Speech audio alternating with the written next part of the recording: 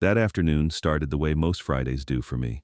I left my home office a little early, shut down my laptop, and drove across town to pick up my daughter from school.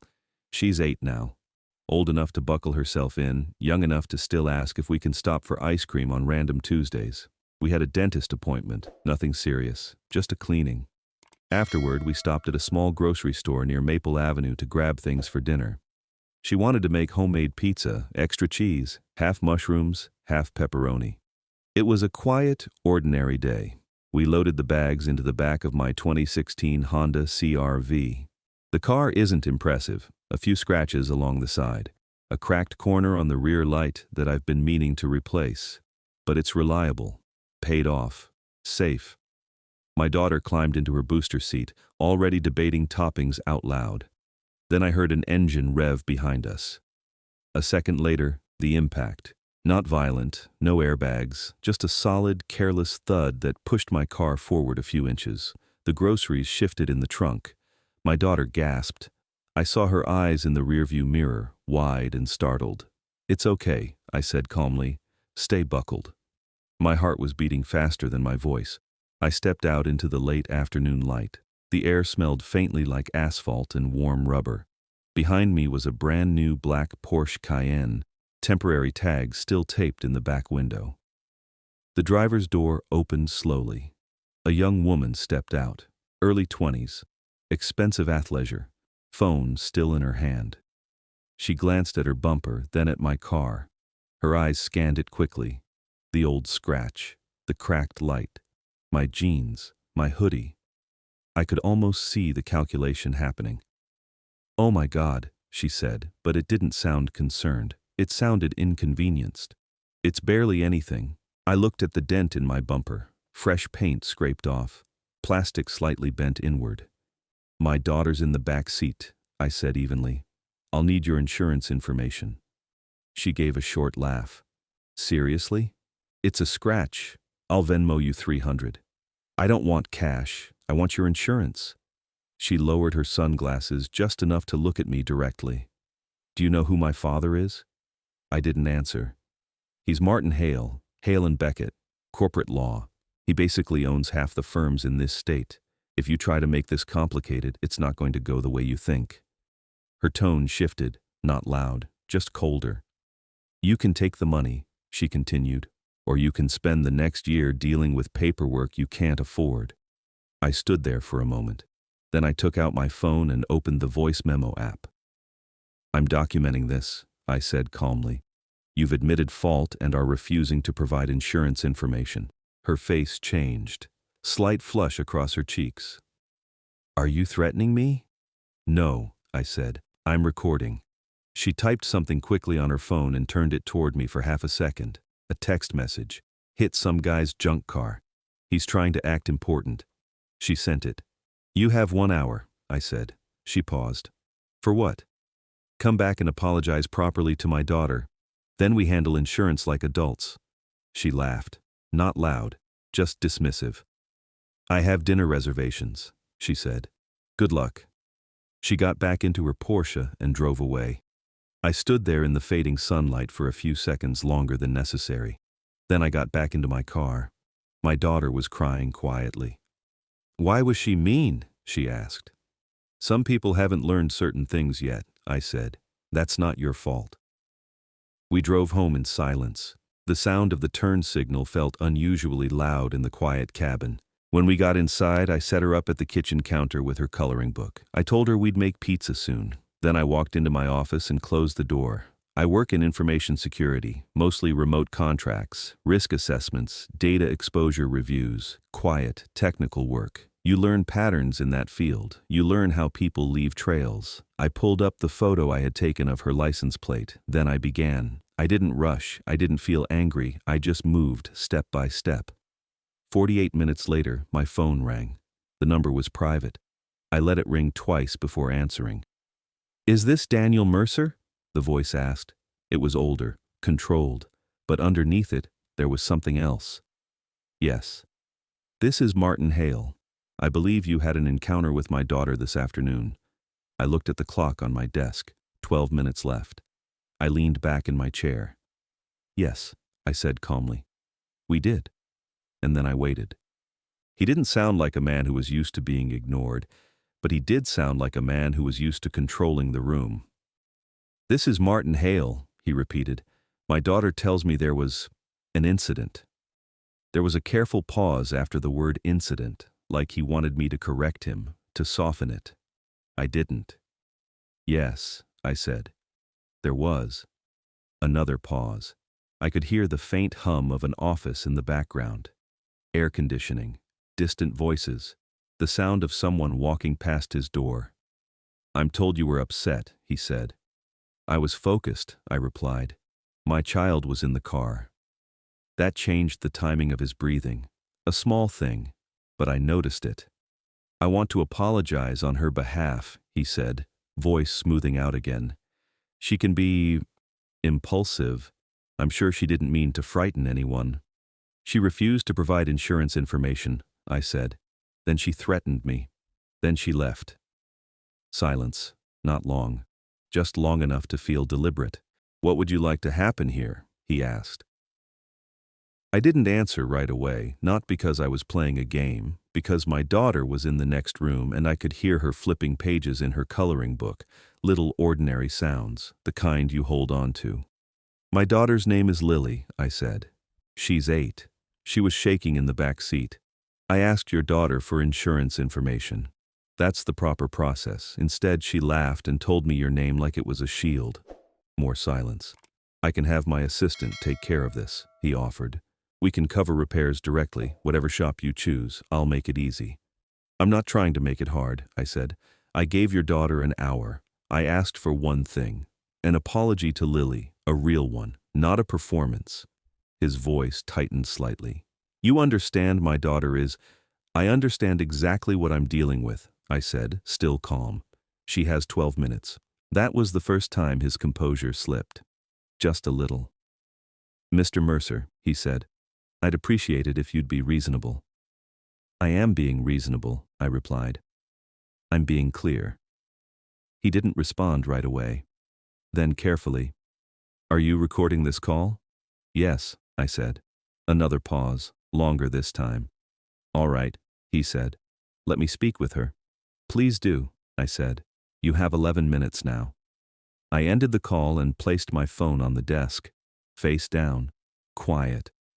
I stayed in my chair for a moment without moving, not because I was overwhelmed, because I've learned that the first reaction isn't always the best one to act on.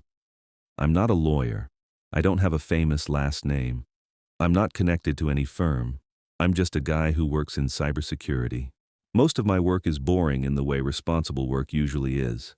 I review systems, spot weak points, document risks, and tell people what to fix before something breaks. I don't do flashy hacking scenes. I don't take people down. I help companies stop bleeding data and money. 2 years ago, I stopped taking contracts that pulled me into constant travel. My wife, Emily, died after a fast illness that didn't give us time to adjust to the idea. Lily went from having 2 parents to having 1, and I made a decision that I wouldn't trade evenings with her for a bigger invoice. So our life is smaller now. Quiet, predictable, school pickup, groceries, pizza on Fridays. That's why that parking lot moment bothered me more than the dent. It wasn't the bumper, it was the way a stranger looked at my kid like she was background noise. I opened my laptop. I pulled up the photo I'd taken of the Porsche's temporary tag. I didn't use anything illegal. I didn't break into anything. I didn't need to. People leave a lot of information in plain sight if you know how to look. Step 1, verify the identity behind the vehicle. Step 2, document the incident cleanly, time, location, photos. Step 3, keep everything factual. No opinions, no threats, just records. Within minutes, I had the registered name tied to the vehicle. Martin Hale, a residential address on the north side of the city, the kind of neighborhood where the trees look professionally cared for, a secondary driver listed under the same household. His daughter, her name matched what she'd said in the parking lot. And she'd done me a favor without realizing it. Her social media accounts were public. I didn't have to guess. I didn't have to invent anything. I just clicked. Her feed was exactly what you'd expect. restaurants with dim lighting, close-ups of designer bags, mirror selfies with captions about being busy and blessed. A short video from a high-rise balcony, glass of wine in hand. Then I saw something that made me sit up a little straighter. 4 days earlier, she'd posted a clip inside an office, not a generic office. Glass walls, a polished reception desk, a sign in the background with a firm name partially visible, and on a table behind her, a printed document with a bold header. The clip moved quickly, like she hadn't thought anyone would pause it. But the words were there, not fully readable. Just enough to tell me it wasn't something meant for TikTok. I didn't make a sound. I simply saved the link and took a screenshot. Then I heard Lily in the kitchen call out, soft and hopeful, "Dad, are we still doing pizza?" I closed the laptop halfway, keeping my voice steady. "Yeah," I said, "in a little bit." And then I turned my phone back over and watched the time. There's a moment in situations like this where emotion tries to take over. That's usually when mistakes happen. I didn't let it.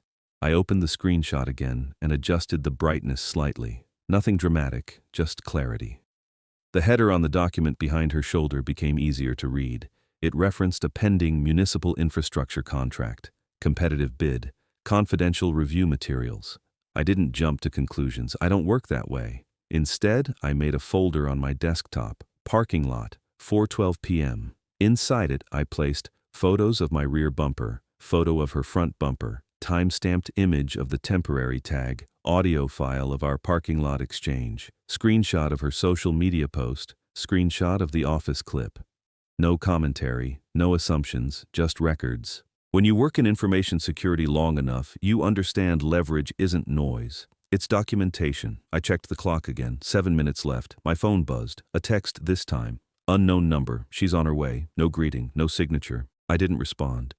I stood, walked to the kitchen, and leaned against the counter. Lily was lining up olives in a neat row. "Someone's coming by," I said. Her small shoulders stiffened. "The mean lady?" "Yes." "She's not going to yell again, is she?" "No," I said. "She's coming to fix something." Lily studied my face carefully. Children can sense tension faster than adults. "Okay," she said quietly. I went back into my office and reopened my laptop. I drafted 2 emails. I didn't send them. The first was addressed to the compliance department listed on the city's public procurement page. Neutral subject line, potential confidentiality concern, infrastructure bid. The second was addressed to the managing partners of Hale and Beckett. Their names were on the firm website. Both drafts were factual, polite, professional. I didn't accuse anyone of wrongdoing. I simply described the visible document in a public social media post and attached the screenshot. That was it. No threats, no demands. Just clarity. Then I minimized the drafts and closed the lid halfway. I put the phone face down. Then I waited.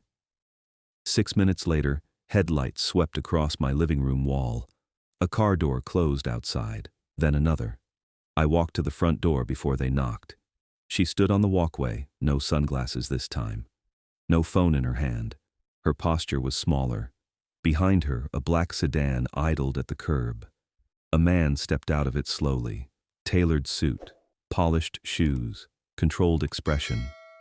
He approached but didn't speak first. "Mr. Mercer," he said finally. His voice in person was steadier than on the phone, but the strain hadn't disappeared. "Mr. Hale," I replied. His daughter kept her eyes on the concrete. I didn't invite them in immediately. "Lily," I called gently over my shoulder. She came to stand beside me. She didn't hide. She didn't step forward either. Just stood. The young woman looked at her, then swallowed. "I'm sorry," she said. Her voice was softer than before. Not polished, not rehearsed in that glossy social media tone. "I wasn't paying attention. I was on my phone. I hit your dad's car. And then I acted badly. I was rude. I shouldn't have left. I shouldn't have threatened anything." She paused. "That must have been scary." Lily looked at me briefly. I gave her a small nod. "Okay," Lily said quietly. "I accept your apology." The young woman's shoulders dropped slightly, like she'd been holding her breath. "Thank you," she said. Mr. Hale stepped forward half a step. "May we speak privately?" he asked. I looked at Lily. "Go wash your hands for pizza," I told her. She nodded and walked toward the kitchen. I stepped outside and closed the door behind me. The evening air was cooler now, the street quiet. Mr. Hale didn't waste time. "You drafted emails," he said. It wasn't a question. "Yes." He nodded once. "I reviewed the screenshot," he continued. "The document in the background is generic briefing material, not classified. But in the context of a pending bid, perception matters." "It does," I said. "My firm employs 63 people," he went on. "Paralegals, associates, administrative staff.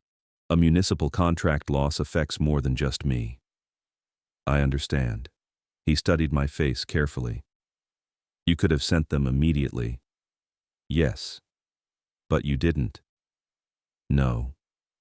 He exhaled slowly. "What do you want?" I didn't answer right away, because what I wanted wasn't money. And it wasn't revenge, it was structure. Clear, corrective structure. I looked at his daughter, standing near the walkway, arms folded tightly around herself. "I want this to mean something," I said. And that's when the shift happened. Not loud, not dramatic, just quiet clarity settling into place. Then I outlined the terms. I didn't raise my voice. I didn't step closer. I just spoke plainly. "Here's what I want," I said, "and I'll be very specific." Mr. Hale nodded once. He was listening carefully now, not as a lawyer, as a father trying to contain damage. "First," I said, "your daughter completes a certified defensive driving course, not online in one sitting, a real one, in person." He didn't interrupt. "Second, she volunteers 40 hours with an organization that works directly with children, not a photo opportunity, not a charity gala, actual time." His jaw tightened slightly, but he kept his expression neutral. "Third," I continued, "she posts a public acknowledgement, not naming us, not dramatizing it, just taking responsibility for reckless driving and how she handled it." I paused. "And finally, she pays for my vehicle repairs herself, not you, not your firm, her." The street was quiet except for the faint hum of the sedan's engine. Mr. Hale looked at his daughter. She wasn't looking at either of us. "Anything else?" he asked. "Yes," I said. "All of this in writing, signed." He was silent for a moment. "You're not asking for money," he said carefully. "No." "You're not asking for compensation beyond repairs." "No." "You're asking for correction." "Yes." His daughter finally spoke. "I'll do it," she said. Her voice was low, not defiant this time. "I'll do all of it."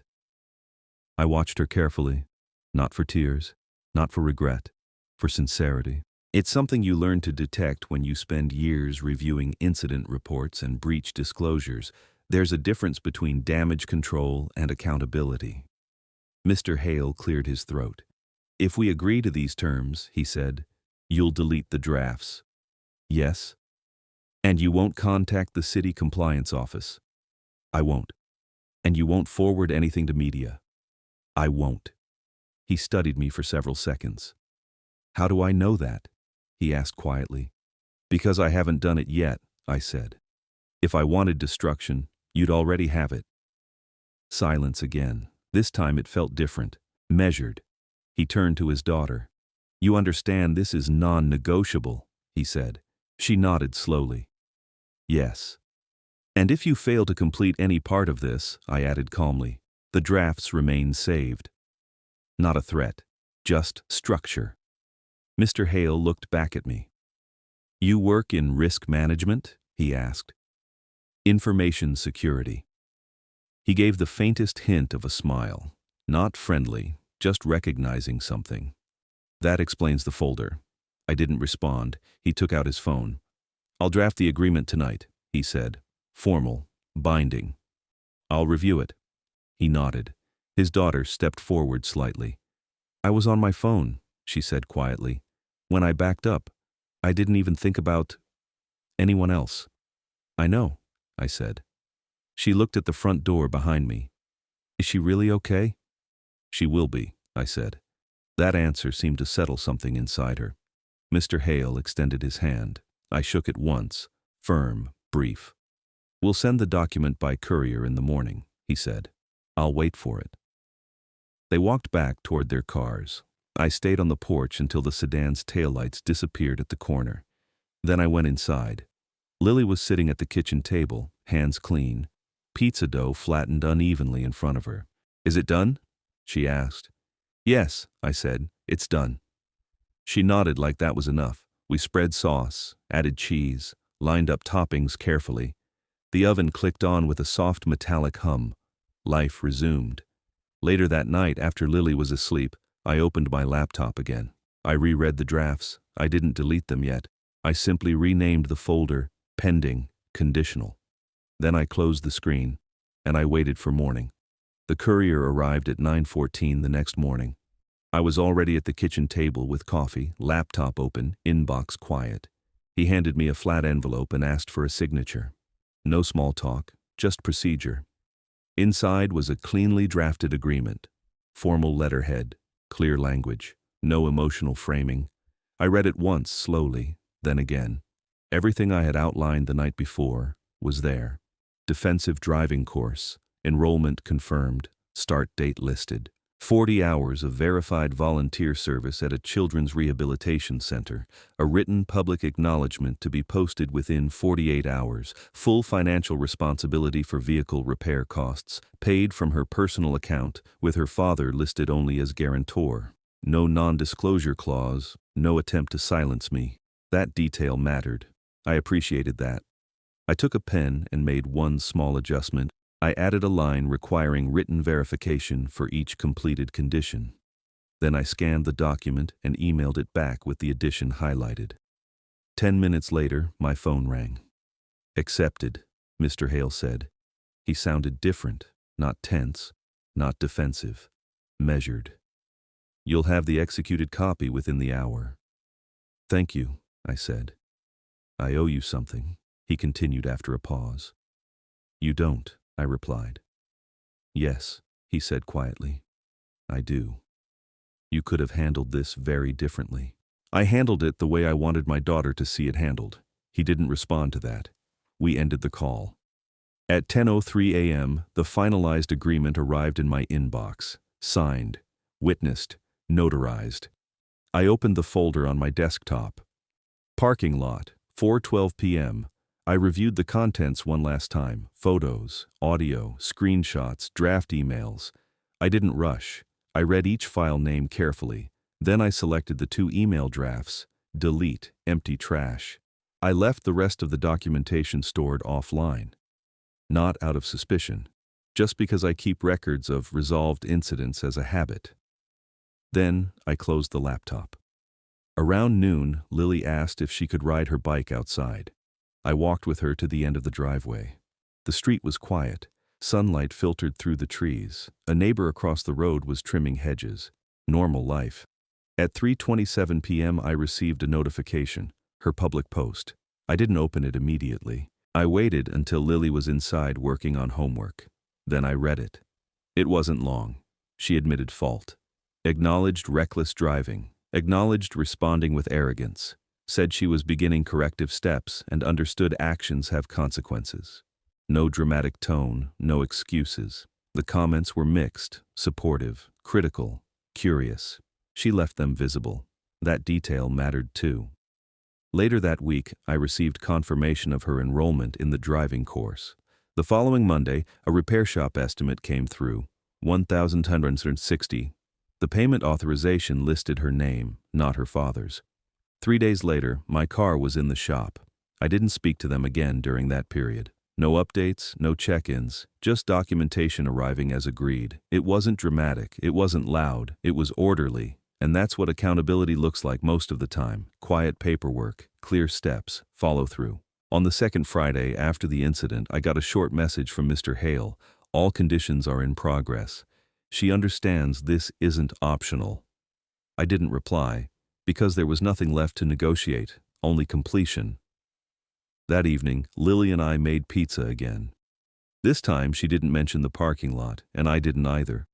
But I noticed something small. When we crossed the grocery store parking lot earlier that day, she held my hand tighter, not out of fear, just awareness. That's when I knew the lesson had landed, for both of them, and I allowed myself to breathe a little easier. 6 weeks passed without incident. No calls, no tension, just updates arriving exactly when they were supposed to. I received scanned confirmation of the defensive driving course completion first. It included attendance logs, instructor signature, a brief written reflection she had been required to submit. It wasn't dramatic, it was simple. She admitted she had relied on her last name more than her judgment. That line stood out. 2 weeks later, verification from the Children's Rehabilitation Center arrived by email. 40 hours completed, spread across 5 weekends.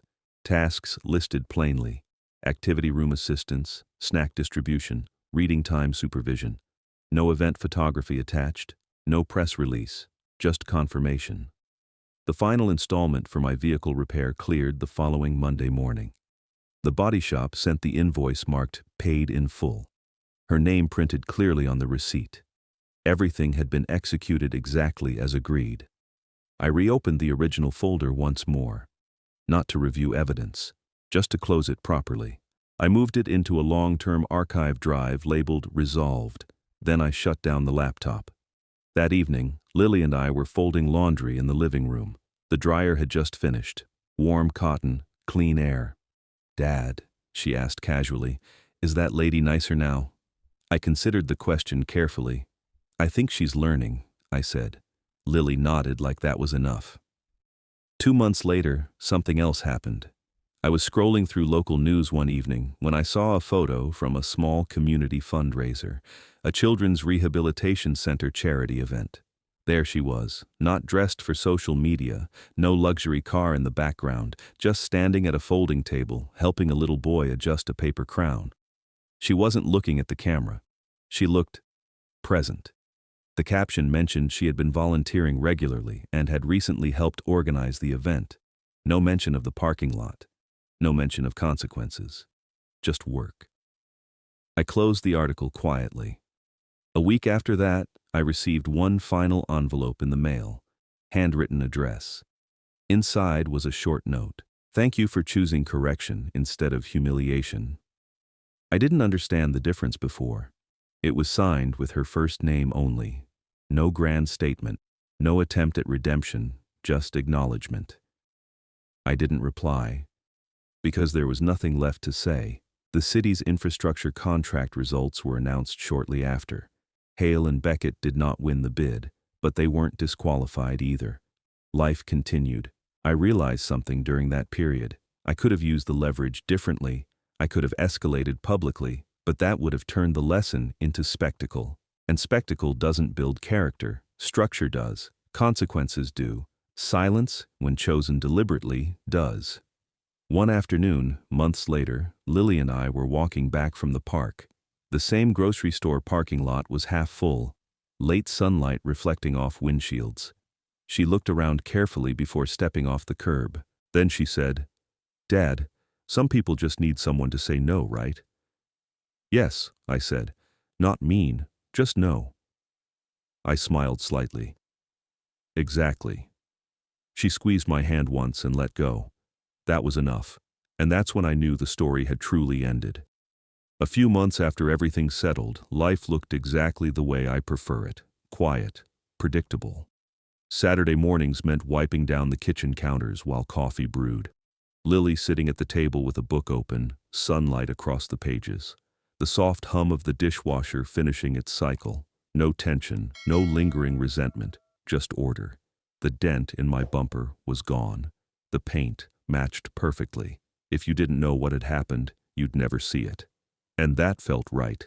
One evening, I found myself organizing old files on an external drive, work archives, closed contracts, risk assessments labeled by year.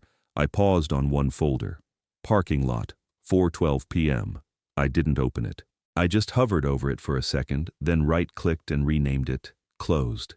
That's the thing about situations like that. They're not about winning, They're not about proving someone wrong, they're about restoring balance. Lily doesn't talk about it anymore. For her, it was a moment that passed, a scary afternoon that resolved properly. But every once in a while, when we're walking through a busy parking lot, she'll look both ways carefully and say, "Phone's down, right?" And I'll nod. Phone's down. A few weeks ago, I got a quiet email from someone else, a single mother in another city. She had seen one of my old risk management talks online. She described a situation at her workplace, someone misusing influence to avoid accountability. She didn't ask me to fix it. She just asked, "How do you stay calm when you know you have leverage?" I stared at that question for a while, because that's really what this was about. Not about a luxury car, not about a powerful last name. Leverage. Power. The decision to use it carefully. I wrote her back with 3 simple lines. Document clearly. Speak calmly. Set conditions, not threats. Then I closed the laptop and went to make tea. The house was quiet. Lily was upstairs brushing her teeth. The clock ticked steadily in the hallway. That's how I like endings.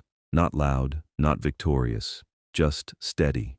If you made it this far, I appreciate you spending this time with me. If you found something useful in this story, go ahead and like the video and subscribe to the channel. It helps more than you think. And I'm always curious. Tell me in the comments which city you're watching from and what time it is where you are right now.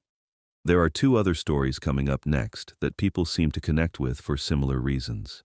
You might find something there too. For now, take care of yourself. And remember, calm doesn't mean weak, it means deliberate.